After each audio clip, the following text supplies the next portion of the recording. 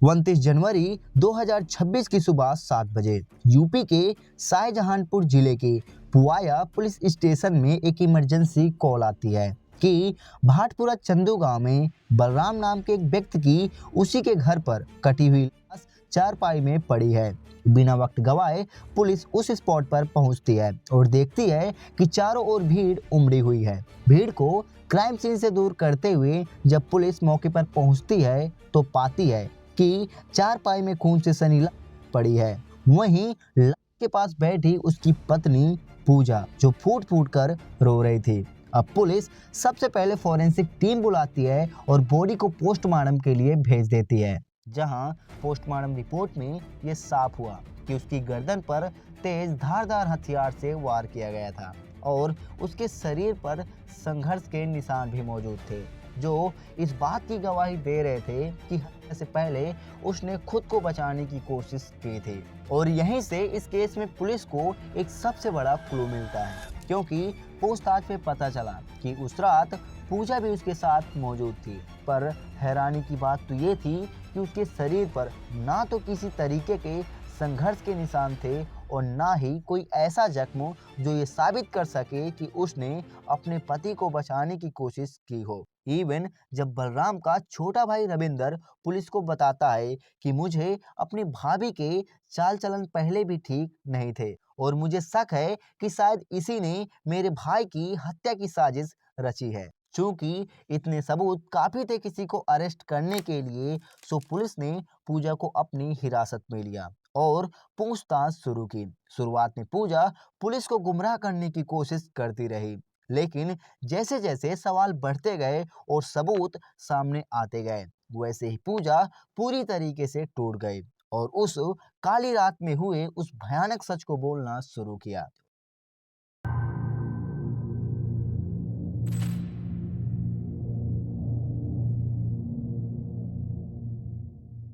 इस कहानी की शुरुआत भाटपुरा चंदू गांव से होती है, जहां 30 साल का बलराम अपनी पत्नी पूजा और 4 बच्चों के साथ रहता था। बड़ी बेटी कांता जो 7 साल की थी और एक 5 साल का बेटा पवन। ये वही लड़का था जिसके सिर्फ एक बयान ने इस केस को पूरी तरीके से सुलझा दिया। और साथ ही 3 साल की बेटी परी और एक 2 साल का बेटा भी था, चूंकि बलराम अनपढ़ था, जिसकी वजह से वो लेबर का काम कर अपना और अपने परिवार का गुजारा करता। वो रोज सुबह घर से निकलता, मेहनत करता और शाम को उसी घर लौट आता जहाँ उसकी दुनिया बसती थी।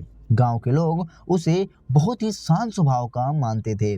ज्यादा बोलना, ज्यादा दिखावा ये उसकी फितरत पे नहीं था। उसकी जिंदगी का सबसे बड़ा सच यही था कि वो अपने परिवार के लिए जी रहा था। काम, जिम्मेदारी और घर, बस यही उसका दायरा था। लेकिन हर आम जिंदगी के पीछे कुछ अनकहे सच होते हैं। बलराम जो लेबर के साथ साथ घर की खेती बाड़ी का भी काम करता था और खेती बाड़ी में हाथ बटाने के लिए वो हमेशा अपनी बहन के लड़के यानी अपने भांजे आदेश को घर बुलाता रहता। 22 साल का आदेश जो हरदोई से बिलोंग करता था, क्योंकि आदेश भांजा था और उसका घर पर आना जाना लगा रहता था और उस पर कोई शक भी नहीं करता था, जिसके कारण आदेश और पूजा के बीच बातचीत बढ़ने लगी। यही बातचीत धीरे धीरे नजदीकियों में बदलती चली गई, यहाँ तक कि इन दोनों का प्यार इतना गहरा हो चुका था कि मीडिया रिपोर्ट्स के अनुसार पूजा आदेश के साथ 3 से 4 बार घर छोड़कर चली भी गई थी।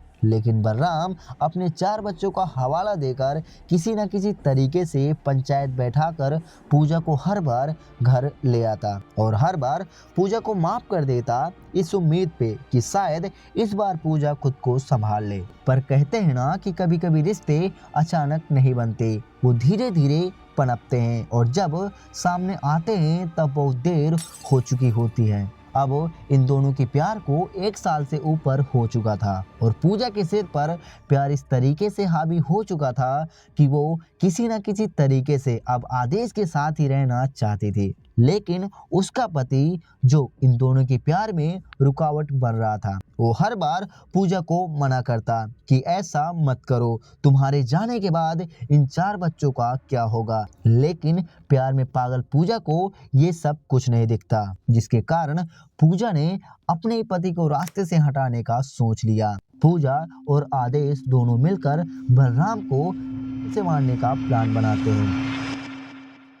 28 जनवरी दिन बुधवार लेबर का काम कर बलराम घर वापस आता है, इस बात से अनजान कि आज उसकी पत्नी द्वारा उसकी मौत की तारीख तय हो चुकी है। इधर आदेश जो अपने एक दोस्त रामचंद्र के साथ नशे में धुत रात के 11 बजे भाटपुरा चंदूगांव पहुंचता है। योजना के मुताबिक रामचंद्र जो घर के बाहर बाइक पर रुकता है, जबकि आदेश को पूजा घर के अंदर छुपा देती है। अब रात के 12 बज चुके थे। बलराम अपने बिस्तर पर गया ही था कि तभी पूजा रोमांटिक मूड में उसके पास पहुंची। दोनों के बीच नजदीकियां बढ़ना शुरू हो गई, लेकिन जैसे ही बलराम की आंखें लगी, वैसे ही पूजा ने उसकी छाती पर बैठकर एक सिकल से, जिसका इस्तेमाल गेहूं काटने में किया जाता है, उससे उसके गले को रेत दिया। अपने पिता की आवाज सुन उसके 5 साल के बेटे पवन की आंखें खुलती हैं, जो अपनी माँ से कहता है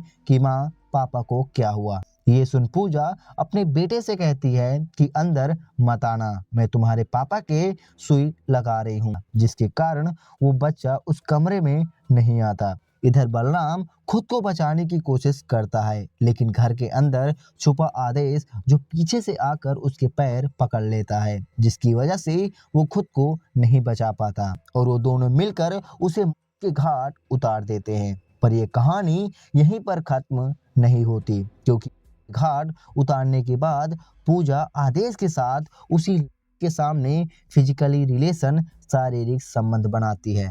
सिंस पूजा अनपढ़ थी, पर उसका दिमाग साजिश रचने में बहुत आगे था। उसने पुलिस से बचने के लिए अपने कीपैड फोन को तोड़ दिया था, ताकि पुलिस उसके कार रिकॉर्ड्स को ट्रैक ना कर सके। यहाँ तक कि उसने अपने पति के टच फोन को भी छुपा दिया था। लेकिन कहते हैं ना कि कातिल खुद को बचाने की कोशिश चाहे जितनी बार कर ले, वो कहीं ना कहीं पकड़ा जाता है। और इस केस में भी यही हुआ, क्योंकि जब पुलिस ने बलराम के भाई से पूछताछ की, तब उसके द्वारा पुलिस का शक उसकी पत्नी पर गया। लेकिन शक हकीकत में तब बदल गया जब 5 साल के बेटे ने अपनी मां के खिलाफ पुलिस में बयान दिया। अब पुलिस उन तीनों को अरेस्ट कर चुकी है, जिनमें से 2 मेन एक्यूज्ड और एक आदेश का दोस्त, जिसने इस हत्या में उनका साथ दिया। ये केस सिर्फ एक हत्या का मामला नहीं था, बल्कि भरोसे, रिश्ते और गलत फैसले के टूटने की कहानी थी। ये केस हमें दिखाता है कि सिर्फ एक गलत फैसले की वजह से 4 बच्चों के सिर से एक पिता का साया छूट गया और सारे के सारे अनाथ हो गए, क्योंकि माँ के रूप में उस डायन ने पिता को छीन लिया और अब वो पुलिस की कस्टडी में है।